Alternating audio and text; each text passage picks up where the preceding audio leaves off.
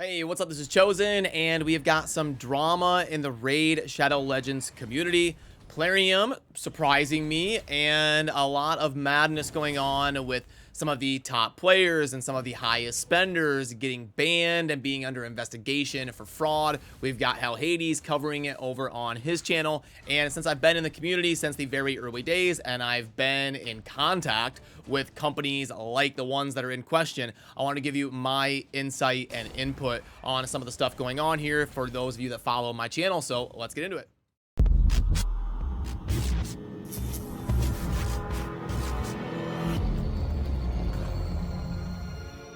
Okay, so basically what is happening here is there are services out there that will take advantage of currency exchanges, like you see over there on the right side of the screen, how the US dollar compares to certain currencies. So obviously when Plarium is pricing packs and drafting offers, they're going to need to adjust things. You can't just put everything in USD, otherwise it's going to be absolutely crazy given how different currencies can fluctuate around the world. When you have a game like Raid trying to make money in multiple different markets, you need to be able to have your packs convert respectively.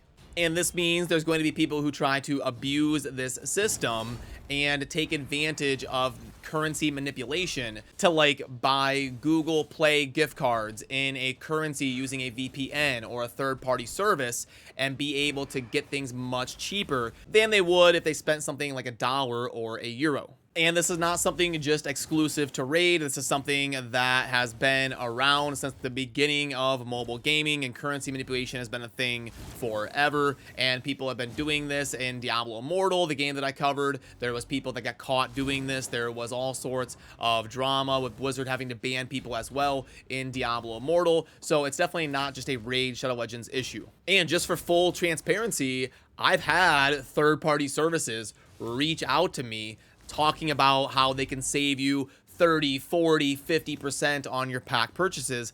And I've always been like, listen, I'm an official Plarium content creator. I'm not going to get involved with stuff like that. I've spent way too much time and money on my Raid Shadow Legends account to risk getting it banned. So I'm not going to do anything unless Plarium specifically states that I'm allowed to do it. So for me personally, I live in the United States, and everything that I have bought on Raid, I spent my normal US dollar and bought packs properly, either through my mobile phone or the Plarium Play client, kind of the normal procedure. But I've known about this stuff being out there, and I've been approached by people that want to partner with me or partner with my clan or partner with our website. So all sorts of stuff is going on out there, and I think it is risky, and you probably shouldn't be getting involved with it if you value your account and your time invested into a game, as we're seeing now with some of the drama going on with players being investigated and getting banned.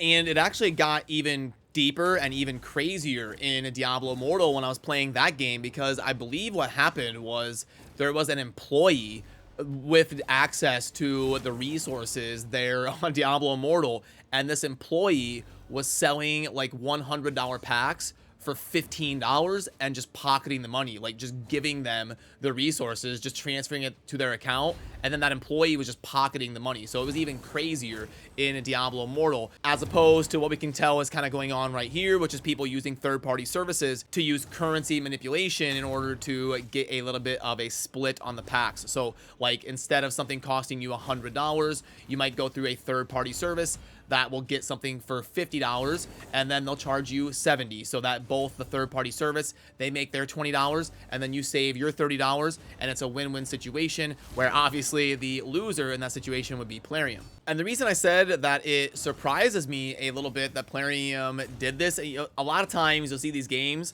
kind of just take like a don't ask, don't tell approach. It's like, we don't want to hear about it. People are spending money in our game, so be it. But you can look at this one of two ways. Like either it's good guy Plarium and they are stepping up and upholding the integrity of the spending within their game so that people can't get resources way cheaper than other people by using third-party avenues of acquiring resources, even if it means that Plarium is going to be losing money, because let's face it, the Krakens, like the top 5% of spenders, are probably 90-something% of Plarium's revenue. The spread is like an exponential graph. You have like lots of people that are free to play or super low spenders, and for every like 1,000 of those, you have one whale that accounts for more revenue than all of them combined. which would obviously mean if Plarium steps up and starts taking action and banning players like that, they could be putting themselves at risk to lose out on a lot of revenue. So it could be a situation where you give Plarium props for trying to do the right thing. So yeah, don't be surprised if you start to see some of the higher ranked accounts or people in higher ranked clans maybe start to go inactive or all of a sudden disappear, because it's looking like this may be decently widespread. I'm hearing a lot about different Discord communities and different clans having drama and people getting the popcorn out and being like, oh my goodness, what is going on? So this is one of the crazier things that we've seen happen recently around like the higher spending type of accounts. And it is a big risk from Plarium's side, but if you want my take, I think in general, this is the right thing to do. I think that you should be trying to enforce a fair landscape within your game as best as you can. The exchange rates are there for a reason. It's in relation to the buying power of a place that someone lives and what their kind of earning potential is there in relation to the packs in game. So if I had to lean in one direction, I would say it's probably for the better to be enforcing a fair purchasing environment, or I mean, it's never gonna be perfect. People are always gonna find a way to abuse things, but you should at least try to enforce a fair purchasing environment around the world as best you can, even though it's never gonna be perfect. So all in all, I would say it's good for Plarium to kind of set the tone and get this out there to try and make it a little bit more fair in the environment of raid, at least in relation to the packs and the real money spending. And while I'm here, I'm going to go ahead and take the time and kind of draw how this works. So what you'll have is you'll have a third-party service usually come up and offer players the opportunity to get stuff from them for cheaper. So what this third-party service is going to do is they're going to spend like $50 worth of some different currency for $100 worth of Raid Shadow Legends currency. And they're going to do that by using the currency that is favorable in the exchange rate between the $100 pack and then getting it from like a VPN in a different country with a different currency. Well, then they're going to turn around and they're going to sell it to the player for $70 to the player who gets it right here. Player spends $70 to get this $100 pack, and there is a $20 margin of profit for the third-party sellers. So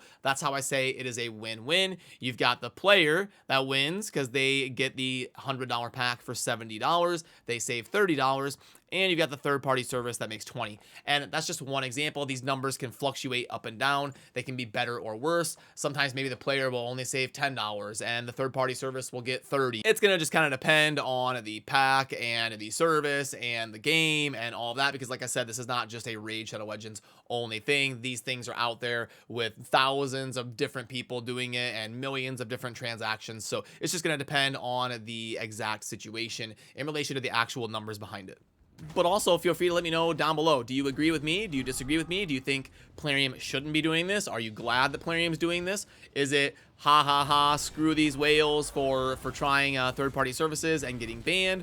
Or do you feel bad for them spending so much money on an account and then having Plarium poof ban it? Like, what is your opinion on the topic as well? Because there is going to be a lot of different opinions on this one probably floating around out there, but I wanted to make sure and give you my opinion here on the channel because I know it's going to be a big topic in the community, at least for the next few days. But that'll do it for me on this one. As always, I appreciate all of you. Have a good rest of your day. Thanks for watching. Peace.